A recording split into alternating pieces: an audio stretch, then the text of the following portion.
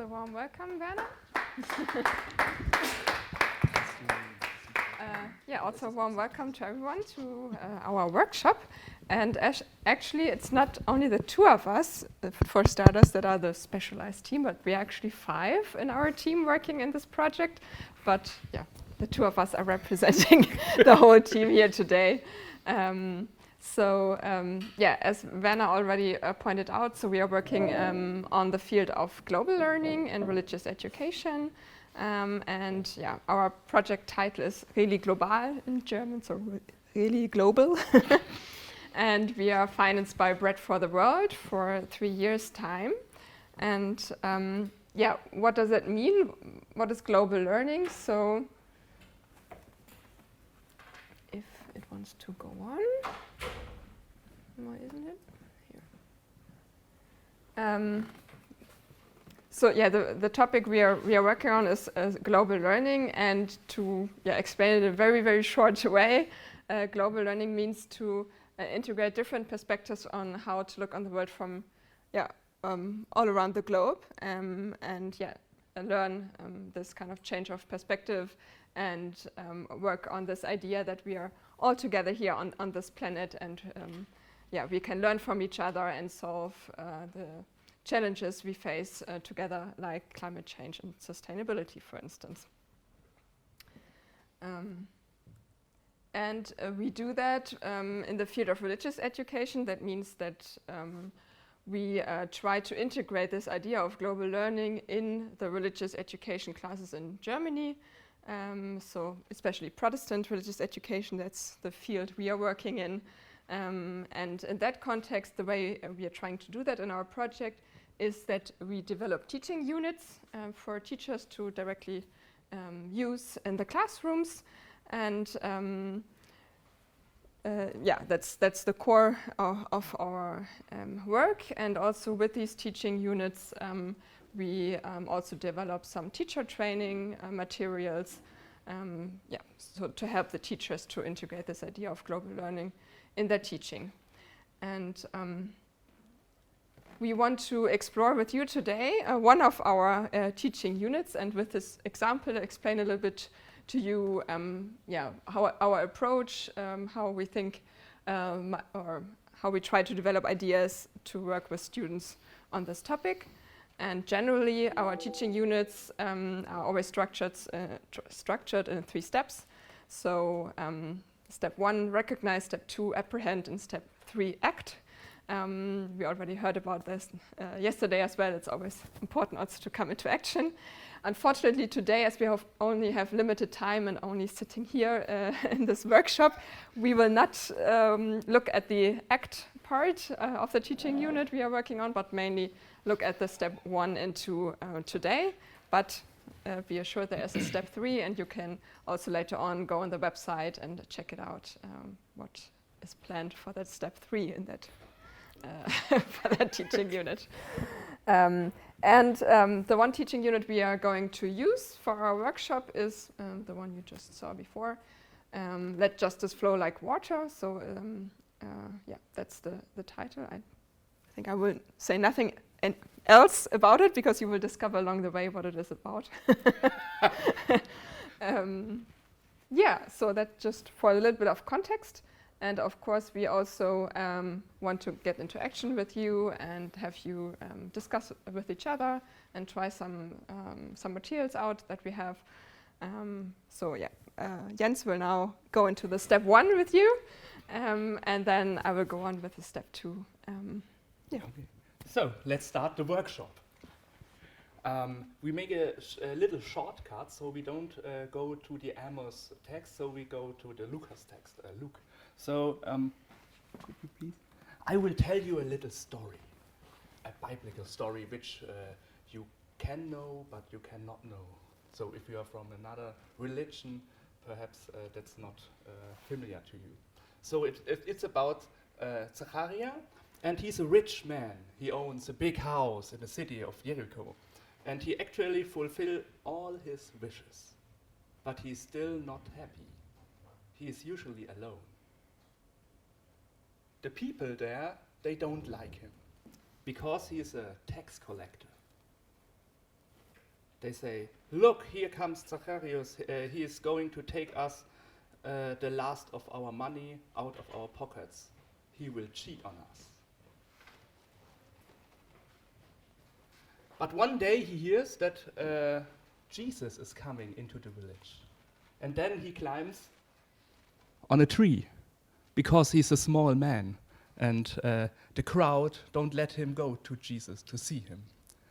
And Jesus walks around him, and then he saw him and say, "Hey, come, I will go to you and have some meal or food on your house."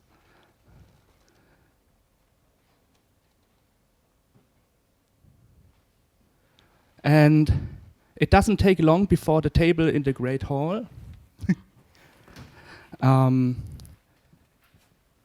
is set with delicious food, and Jesus said, "Sit down," he invited him. "And everything I have, I want to share today, not just with you, I also want to give something to the poor. And I want the people to get back everything I've taken from them and much more." And if we change the next step, we need to change 2. So this is the biblical text, and we have that last passage is, "Behold, Lord, the half of my goods I give the poor, and I have to defrauded anyone of anything, I restored it fourfold." And now we go here back. I want to tell you what idea of justice can be taken from this biblical story. And you have 5 minutes to discuss this with your neighbor and to write it down. And after that, we will collect it in the plenum. So, it would be great if someone or some two of the plenum, of the huge plenum, want to discuss with us or want to show us their opinion about this task. Oh, yes, thank you. So in our discussion group, we basically had 3 key words, and it starts out with that Jesus wanted to break bread with Zacharias, and that opened up a chance for change. So that through actually having time together, time to commune, that people could have, that somebody could change, and that he didn't just, and that actually then through this Zacharias was so moved that he didn't just pay back the money, he, what we would say in modern terms, actually even paid reparations because he went beyond what he took from the people. Thank you very much. Is there another group who wants to join? Oh. Thank you. We split up our jobs. Werner was writing and I have to tell now. Yeah. Good. Division of work, very good. And I want to tell. We looked more from the outside to Zacchaeus. That first, I would say, system of justice was that he says, it is my job, I have the right to earn. And I also have to pay to the Roman Empire, so I take more, and then I want to get rich, it is my right. Yeah. Then the second, when he gave back the money, it is a stolen money, so it is some kind of justice, yeah, to, I don't know how to call it. And then extra that he gave half, or he doubled it up, it is a generosity. That we were writing it down, we still don't know if it is a justice system from outside, so seen. And Jesus, it is just to see those who cannot see, who cannot be seen. And so it is an undeserved justice. And we split into 2 groups. The first is, let's say, this outside justice, which we find in the legal systems. And the second is, I call it a heavenly justice, or there is a new justice system which normally we don't know in our law system. Or I'm not a lawyer. Thank you.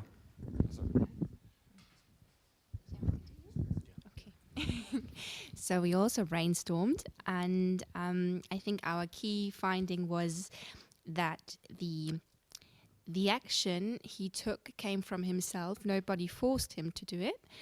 And also it came without moralization. So nobody said, well, you did wrong, you have to do this, you have to do that, and that's what you're going to do. But he decided himself what he's going to do. Thank you very much. Please. Oh, online? Is there some Zoom voice? Okay. Thank you very much. Sila. Go ahead, Sila. Oh, hi. Yeah, lovely to listen to you. I didn't have anybody to chat here, but I was just reflecting and listening to you. And yeah, I also could I could sort of identify that there was this sort of secular justice perspective, like the situation that Jesus actually invited him to dinner to a criminal's house was kind of like very offensive gesture in that time. Like people were not happy that, like, you know, the great teacher, why does he want to go and, you know, have a dinner in his house when he's the bad man? But then there was the side, like, justice based on love, where it shows that you should love first and just trust that the change will happen. So believing in good, kind of like this, the trust is placed based on believing in good. That's my reflection. Thank you very much. Thank you very much.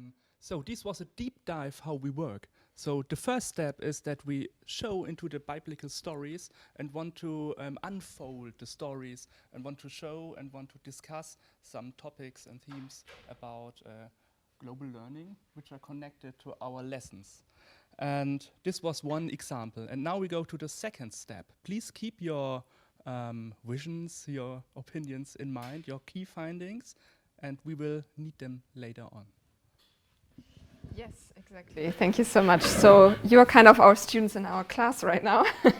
So this is kind of the one of the options in this teaching units to approach this topic of justice via this biblical story together with the students and to let them explore this idea of justice from the religious point of view. So we did that.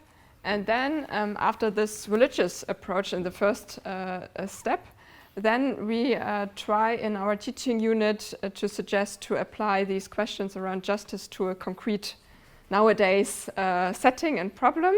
And one example. And in this case, it is connected to the effects of climate change around the world in different countries, or more concretely on the topic of water across the globe. And so in the teaching unit, we are now in step 2. We invite the students then, or we suggest to the teachers to work with the students or to let them work on different country examples and to explore a bit what the situations are in the different countries regarding climate change and in connection to water. And that's what we invite you to do as our students here today as well. So we would like to invite you to, again, to go together with your neighbor and just very quickly decide who is taking which one of these 2 worksheets. So these are 2 worksheets from our teaching unit. There are in total 4 countries, but we focus on these 2 right now. So the idea would be that one of you reads through the one on Bangladesh and the other one on Germany. And then after having read the text, just again for a couple of minutes exchange with your neighbor what your first impressions are on the text. Just one more thing. So when you, hopefully you can all scan the QR code with your phones to access it. Otherwise there's also the link you see here. And when you go there, you will also see tasks first. So ignore the task above because we modify a bit for the setting. So just go a little bit lower and then you will find the text. So just read through the text, and when you are done with reading the text, just exchange with your neighbor. And the ideal would be that one of you reads about Bangladesh and the other one on Germany. So you have a couple of minutes for that.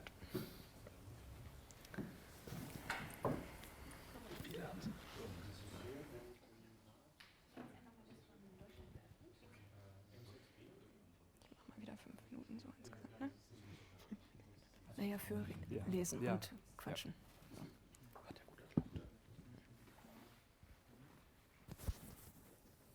Achso, und für die Online? Ja, wenn halt kein anderer ist, weil ich auch nicht, weil ich da machen soll. Sie kann ja zumindest auch die Texte lesen.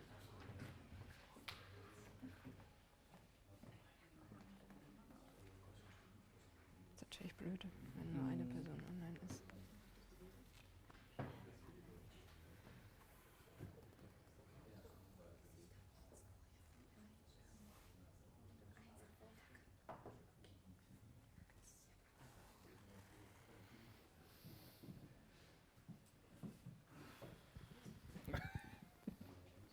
Wir haben die auch auf Deutsch, ne? Fängt es fürs Arter mit Tuvalu an? Nee. Für die App? Weil ich habe jetzt das Arter extra genommen. Muss das diese Texte oder muss ich runterscrollen? Ja. Ah, sorry, meine. So in some if you use the German text, you have to scroll a little bit. If you use the PDF. Yeah, the PDF, there are the different country examples. So, but if you're just staying right on that page on the website, then you just have this one text.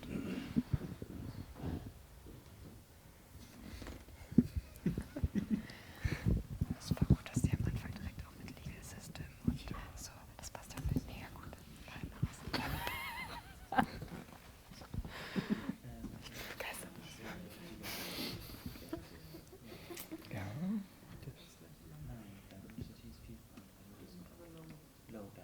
Deswegen wäre es ein bisschen crazy gewesen jetzt mit Amos und Fluss. Eigentlich müssten wir das nochmal als Variante in Ja. die Teaching Unit packen. Beim Fluss auch ein schönes Bodenbild.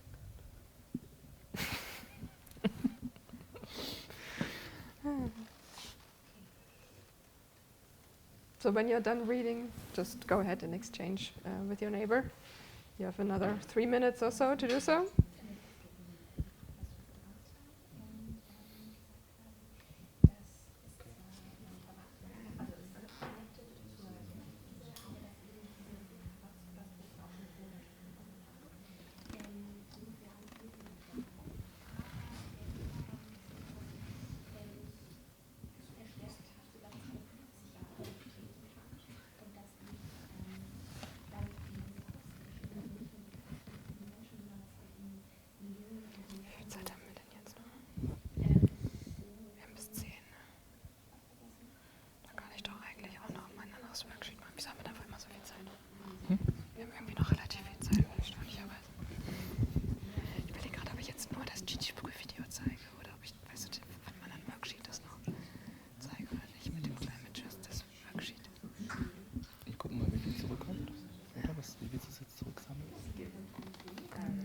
Ja, stimmt. Wir können es noch kurz einsammeln, das ist auch komisch.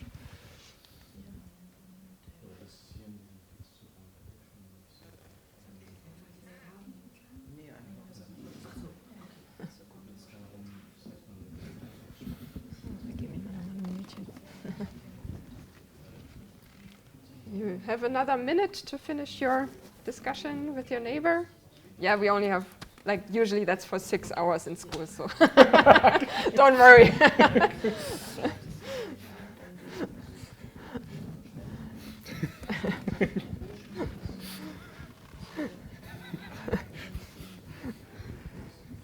Jetzt haben wir dazu gar nichts mehr gesagt. Naja.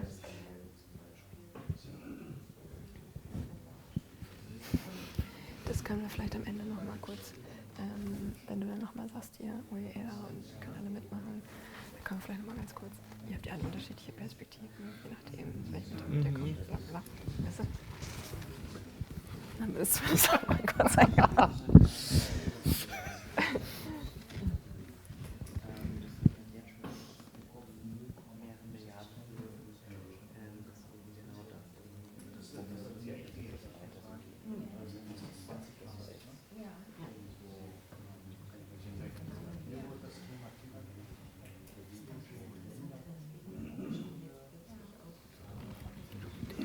Management. Gut, er ist natürlich auch hier Experte. So. All right. We come back together to exchange a bit with everyone what your impressions are. Before we move on, maybe there are like one or two people who want to share an observation. You're still deep in thought and discussion. I see. I'm happy that the texts were thought-provoking apparently, and there were some discussions. So again, if there are like one or two thoughts that you want to share with everyone, your observation about the texts. Yeah, I think we can start. Well, we read the text, and we noticed that the focus of the text is a bit different. In Germany, it's a lot about money and how much money can be provided for houses for people who are endangered, and also how the climate crisis makes these extreme weather occurrences more likely over the years. And the text about Bangladesh was more about where is Bangladesh, and also about justice, because Bangladeshi people have a lower footprint than, for example, German people, but they are much more likely to experience those severe weather occurrences. Can I add one thing? To me, it felt like a question of agency is here, because the way Bangladesh was described and how people deal with the situation, I felt it was rather taking agency away from the people. And I would critically remark this, because it's like the perspective, you said it's a change of perspective, but it's the perspective is not from Bangladesh. It's the perspective in this text is from outside of Bangladesh, most probably from Germany, looking at Bangladesh and saying, oh, these poor guys, they are done injustice. So, critical remark. I take the didactical glasses looking at the text, and I wonder whether how old are the guys who should read the text. And during these days, the forum, we learned that emotions are very necessary for learning. These texts are not very emotional. I wonder why there is, for example, such a text not authentic voice which describes what does it mean to me when the flood is coming in Bangladesh, and it's crazy to grow rice, but it's much better to earn seafood or so. Those are my didactical questions. Yeah, so I think the two of us, also connected to that, were actually both more or less directly affected from the floods. My family lives in the Ahr, close to the Ahrwelle in the Eifel, so they were directly affected by the floods. Michael lives in Austria, where the floods. And so when I was reading the text, I was a bit like, okay, so now I read about the economic problems of it, but what about the personal effects of the people living there, right? And also the effects that can actually not be grasped in terms of, oh yeah, I'm shocked, my house is away, but the feeling of deep trust in terms of, I grew up in a region where I could never have imagined that something like this happens. And I do remember, like personally, in the evening, my mother would send me a message, well, it's raining like crazy. And I said, yeah, it's raining like crazy. We always have that. And then the next morning, I'm actually in a meeting, and then I see the pictures, and like pictures of the town where I went to school. And there's this small, stream actually going through the town, and it became a crazy river that basically took away the entire town. And I couldn't believe it. I really, like, it was like, that cannot be true. And this, deep, how can I say, is kind of fading away of the trust in that you are safe at the place where you are, that this goes away. That is something that can just not be described in numbers, but is for me the most essential part here. And yeah, sort of, I was kind of, my first reaction was, oh, where's this? Where does it appear in the text, right? Yeah. Thank you. I just may add what came up in me while you were talking, that because this experience of the flood is so fresh in me, that didactically it would be important to get me a bit out of emotions, to work again, to think about something, yeah, because I'm still remembering how I was helping someone to take away all this mud which was in the cellar. Yeah? So I am even blocked with learning, blocked by my emotions to go to a learning process. It's just, I experience this now. Yeah. Yeah, thank you so much. Maybe I can react a bit on the different comments. So this feedback is actually very valuable to us. We are also still in the search of how to do it best. So we just. You have us. Yes, exactly. So no, but for real, I mean, for us, it's important to get this kind of feedback. Actually, that's also something we already talked about in our team, and we also had.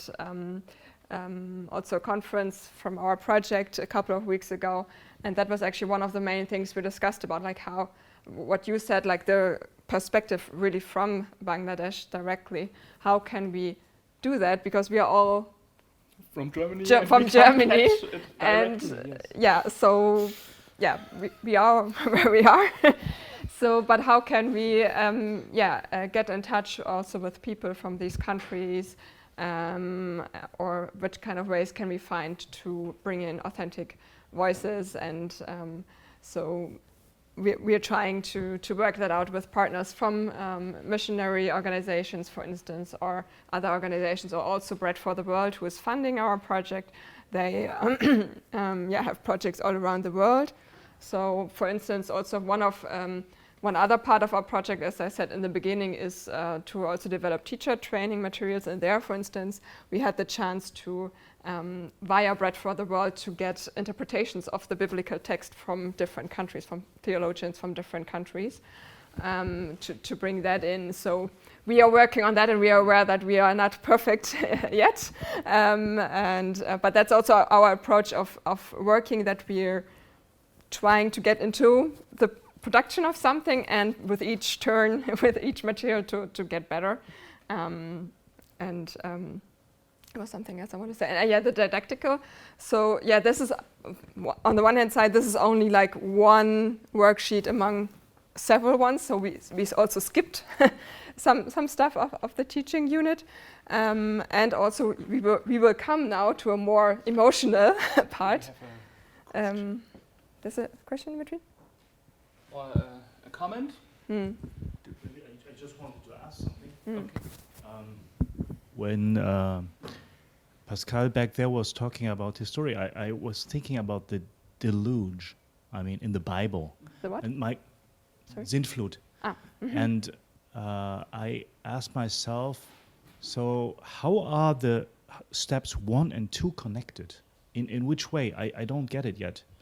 Because the story of Zacchaeus and Jesus encountering him, and this story of Bangladesh, for instance, it's hard for me to get it together. So why is it necessary? I mean, you could have taken some other stories from the Bible as well. Can you say something about that? Why did you take this text and not the deluge text and saying, oh, people were very bad, so God sent the water to the Ahrtal? Yeah. Well, that's actually where we are going to now, because the main topic of this teaching unit is justice. So, and that's how this comes together. The idea is that a just situation the effects of climate change around the world, or what is the connection between the idea of justice and the effects of climate change that are very diverse around the world. And here also comes in now, I think, the emotional part with this video, but of course that's maybe something we can actually take back to our team, the idea to include more the emotional approach to the situations in the different countries. I think why the reason why we chose to do it this way here is that the whole teaching unit goes more to this worldwide justice idea more than the individual situations and how to say. Yes, and and the first part we have also several texts and worksheets about different ideas of justice in the New Testament and in the Old Testament, and so we will make a broad view of justice in biblical. And this is this biblical story is just one idea of justice we want to show. So and we don't have that much time, so we show you just one part of how we could work with this lesson. And for you, I think the lesson is for students between 16 and 19. Yeah, so it's upper secondary. We neglected to say that, actually. Yeah. Sorry.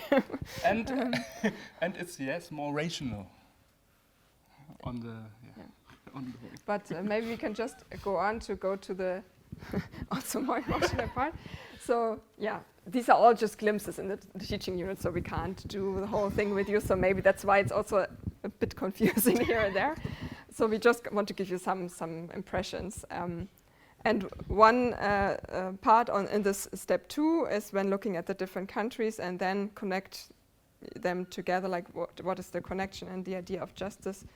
And in one worksheet, then students get to watch this video and work on it. So we just want to share that with you. And this is Gigi Prue from Bangladesh, and she's speaking on a climate strike in Germany. So we'll just show the video, I think. Then we can go on discussing. I went to the German Constitutional Court because of Germany's insufficient climate legislation. 14 other persons from Bangladesh and Nepal were complainants together with me. We indigenous people in South Asia are victims of climate change already today. We are facing stronger and more frequent cyclones, floods, riverbanks, heat waves, increasing salinities, forest fires, change of agriculture calendar. People are affected by climate change, but some are affected several ways because they are already marginalized. They are discriminated because their voices are not heard, or their voices are not considered valuable. For us, indigenous peoples, the tipping points for our survival have been reached already. And in some cases... Oh. How does touch? How does touch? Yeah. Ah! Sorry. It's a touchpad. Anyway, I think you already got like a first impression, and we don't have so much time in the workshop, so maybe that's also okay to stop at this moment. So here you see how we try then to work with the students on the idea, what does the one situation have to do with the other, and how do we influence the situations of each other in the different countries, and have also this voice from Bangladesh. And that's also why I think the other things are a little more on the rational level, because it goes on in the direction of this lawsuit and what, the idea of what can civil society do in this context. So that's kind of how it goes on. Oh no! No! Ah, sorry. Yes. To this step, I want to raise a question: how much we should emotionalize in the learning-teaching process. Also, without emotions, it is not possible. Also, we have the basics, and often it was just rationalized, and so it was not a real learning process. But how much should I emotionalize, especially when you have more units? It means after 50 minutes, I think, or after 100 minutes, you have to stop. And, so you have to bring this topic a bit down, then start it again. And so when you are in high emotions and then is the break, it is problematic. I just want to add this. We discussed this very much at our university college, because this environmental pedagogy needs emotionalizing, or also that you start with your own emotions. So not just your knowledge, also your emotions. I just want to bring this into discussion, didactically again. Sila on the Zoom, yes, please, go ahead. All right, yeah, very, very interesting. Like, what do you actually want to teach? I mean, do you want to teach that the Bible is a great source of inspiration for justice, or what type of interpretation? Is there some normative interpretation of justice that everybody should, all the students should adopt, or is it just like, Bible tells this and that, and, could you elaborate that a little bit, please? The idea is to get the students to start to think about what justice means, and what justice also means in the context of climate change. So it's not to tell them this or that is right or wrong, but to get them to reflect on these questions. So I will skip this, so there are other worksheets in that. And so then we come back also to the question that was asked before: how do we bring that together? So that's actually the point here. We have some minutes left maybe to discuss. And again, this is only like tiny bits of the teaching units, but to explore this idea of justice through different ways, and then bring that together, like what kind of ideas of justice are in the biblical text, and what would that mean, this idea of justice in the world today in the context of climate change, to reflect on this. Can we get some inspiration from that, some ideas. We just show you the task. You don't have to do the task. Because we wanted to discuss this with you, but we have only 5 minutes left, so I'm not sure. I'm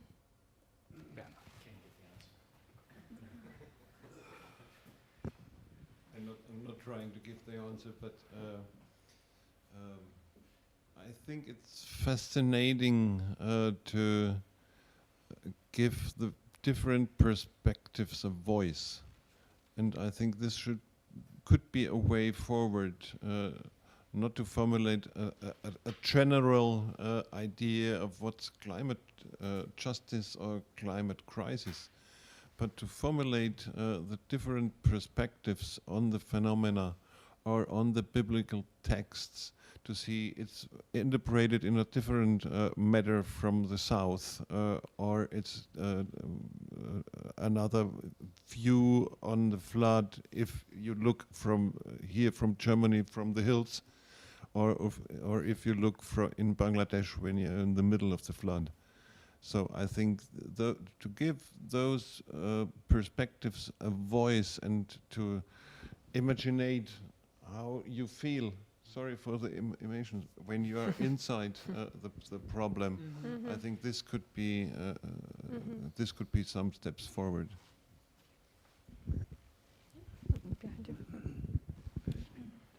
Yeah. So perhaps one question and one comment. Perhaps to start with a comment, because it connects to the emotional part. One thing is the idea of, okay, we introduce emotions, right? Or we evoke emotions by others. And the other thing is learning about emotions. So we can also actively learn, like emotional learning, right? And I do consider that very much essential in this context, because I that is something that I often see in education, for sustainable development, environmental sustainability education. You evoke the emotions, but you actually don't equip learners to work with the emotion itself. Mm-hmm. So then you leave such a session by seeing, oh wow, actually we are kind of in the midst of a great crisis, but we actually have no idea what to do about it, and we can't do anything about it. And by the way, we're also guilty and responsible for what is happening in Bangladesh, right? And that I would say is an emotional state you want to avoid, right? Mm-hmm. So here, for me, something I find essential is to combine such an exposure, let's say, to some sort of emotional learning as well. And then the second thing, and that brings me more to the question. I'm wondering, unfortunately I missed the introduction, so perhaps you said this, right? But I'm wondering why you rooted on biblical ideas of justice alone. So I would think it might be super fascinating to provide different ideas of justice, even religious ideas, but also secular ideas, and then let students reflect on what is actually the most useful idea of justice here, right? So I would also find this idea also in the context of this forum, inter-religious, trans-religious reflection. I would find that, but perhaps there's also reason. So I'm wondering. I wanted to formulate as a question, not a suggestion. So. Do you want to answer that, or should I? Or okay. Yeah, we can. Yeah. Last comment, and then just a question from someone who's not a teacher yet, but a teacher student. When I imagine standing in front of 16 to 18 years old students, and I have this topic, and I think this topic is very good to exemplify justice. But I'm wondering if the students really feel connected to the situation in Bangladesh.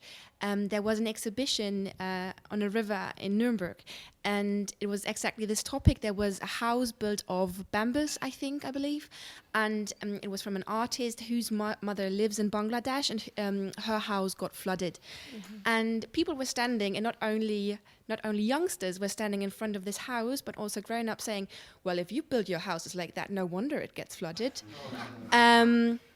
How do I deal with these comments in my classroom? Mm-hmm.